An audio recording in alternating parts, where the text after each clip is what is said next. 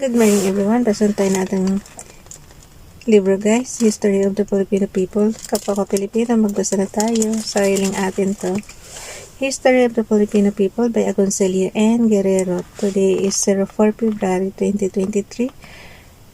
Note, back to original reading, 5th edition. History of the Filipino People, Part 4, the American Period.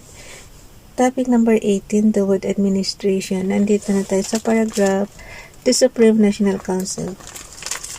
Basa. The Supreme National Council. Toward the end of the 1920s, the Filipino leaders had to tackle mounting difficulties in their campaign for independence. Any favorable Philippine legislation was remote, if not altogether impossible, under the college administration. The Filipino leaders were busy with financial problems and partisan strife detracted from the independence campaign. Quezon in particular felt that the independence campaign was sluggish and unimpressive. While Osmeña was in the United States, Quezon created the Supreme National Council. The council was empowered to direct Filipino policy in all that concerns the campaign of independence. All matters which may affect the relations between the United States and the Philippines, and the administration of the interests of the council of the country in general. Of the country in general.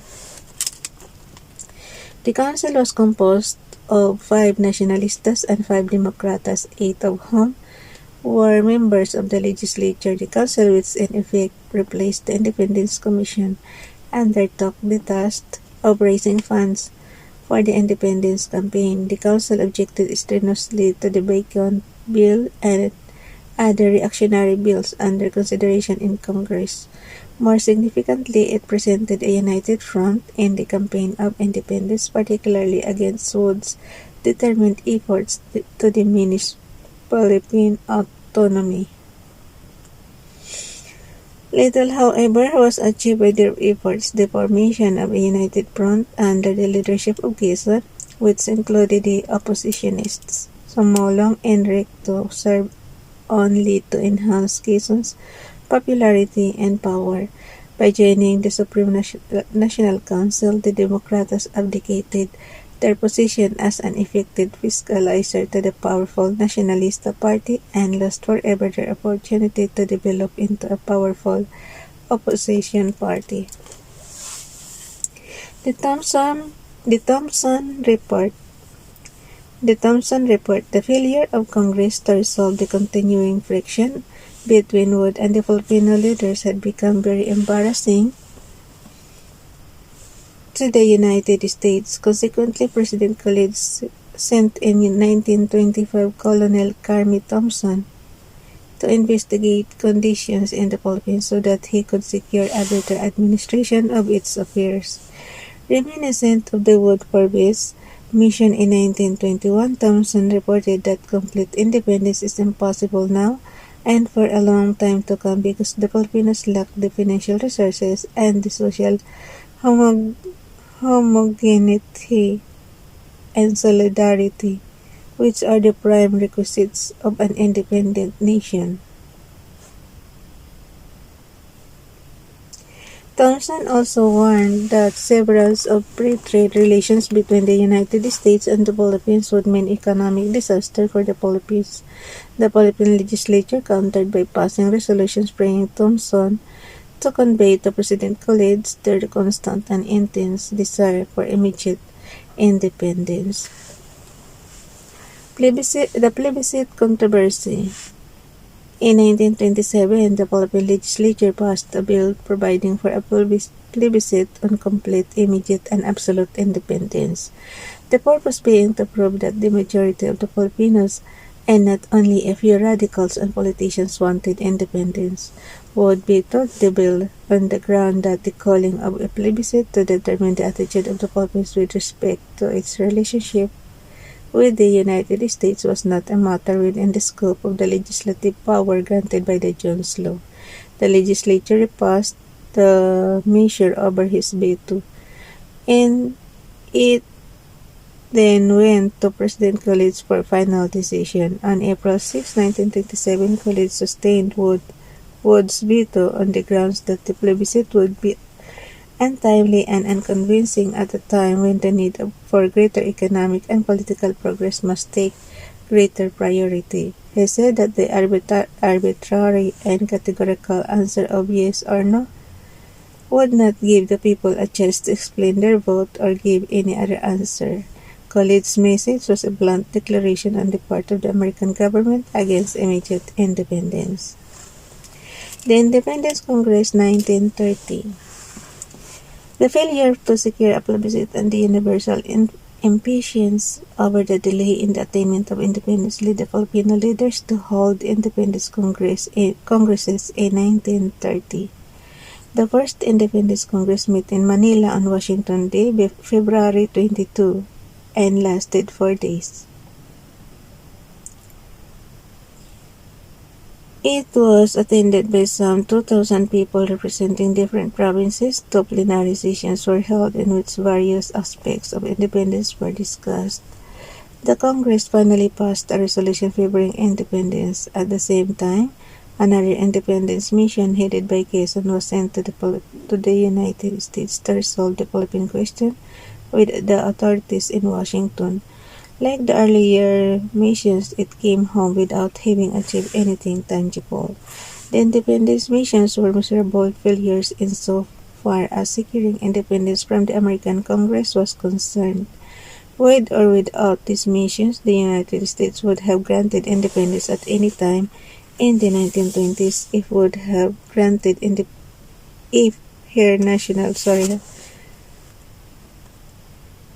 The United States would have granted independence at any time in the 1920s if her national interests dictated her to do so. In the late 20s and early 30s, in the face of worsening economic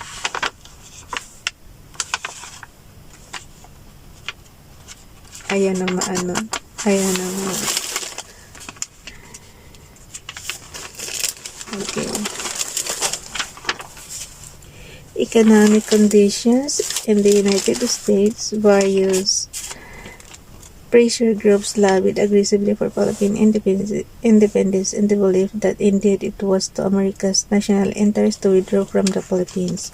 Economic developments. The results of American economic policy in the Philippines provided a stark contrast to the political autonomy won by the Filipino leaders. The United States adopted trade and tariff policies that benefited American vested interests. The desire for political independence must have so absorbed the attention of the Filipino leaders that little effort was made to bring about economic independence. Senator Recto observed that while the oratorical clamor for independence continued to thunder deafeningly, the economic policies were silently but surely chaining the nation to the oars of the colonial galley. The economic development of the Philippines was a direct result of free trade relations or the operation of preferential tariff arrangement between the United States and the Philippines. An economic policy which concentrated Philippine trade with the United States. It was implemented at the beginning of the American regime to eliminate competition from other countries. In 1899, despite the advent of American rule, the old tariff arrangement under the Spaniards continued. American products were received on equal footing with foreign products. From the standpoint of revenue, the old tariff was still satisfactory, for at the turn of the century, the Philippines was enjoying a flourishing foreign trade. Many American businessmen, however, demanded that the old tariff be revised for the purpose of giving protection to American goods. However, Article 4 of the Treaty of Paris of 1898, which granted Spain a most favored nation treatment in the field of trade for a period of 10 years, was an obstacle to any such change. In response to the clamor for the protection of American goods, the Philippine Commission reclassified tariff schedules in favor of American products, and by authority of the President passed the Tariff Act of 1901, which reduced the rate on some classes of goods coming from the United States. On March 2, 1902, the United States Congress passed another Tariff Act which allowed Philippine goods to enter the United States with a 25% reduction and eliminated the tariff on American export to the Philippines. The law also provided that the duty levied on hemp exports to the United States be refunded by the insular treasury to American importers in the United States. The Philippine Commission objected vigorously on the ground that the American cordage manufacturers and other users of Manila hemp were making much money at the expense of the Philippines. Mahaba kaya itong ano? Bukas na natin ito, basahin yung establishment of free trade. Okay, maiksi lang, okay lang. Establishment of free trade. On April 1, 1909, the restrictive clause in Article 4 of the Treaty of Paris was lifted. The movement in favor of free trade grew stronger. Partial free trade was established in the United States. Congress approved in August 1909 the Piney Aldrich Act. By this law, American goods of all kinds and in unlimited quantities could enter the Philippines free of duty. Philippines exports, however, were allowed to enter the United States under specific quota limitations. Due to the opposition of sugar and tobacco interests, the entry of sugar was limited to 300,000 long tons annually, cigars to 150 million wrapper, tobacco to 300,000 pounds, and filler tobacco to 1 million pounds a year. Rice was completely shut out of the American market as a result of the objection of rice growers in the southern states. In 1913, Congress passed the Underwood-Simmons Act, which abolished the quota limitation on Philippine exports to the United States. The free trade relations established in 1913 remained practically unchanged under the passage of the Tidings-McDuffie Act in 1934. The Philippine Assembly, through the resident commissioners in Washington, vigorously protested the establishment of free trade on the ground that it would have a prejudicial effect on the revenues of the country and would make it difficult, if not impossible, to protect the native industries. The Philippine Assembly passed a resolution expressing itself against free trade for two reasons.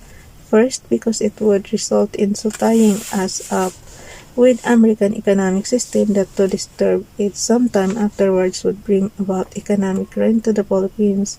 And second, because the Filipinos were afraid that the economic association would be an obstacle to achievement of national independence.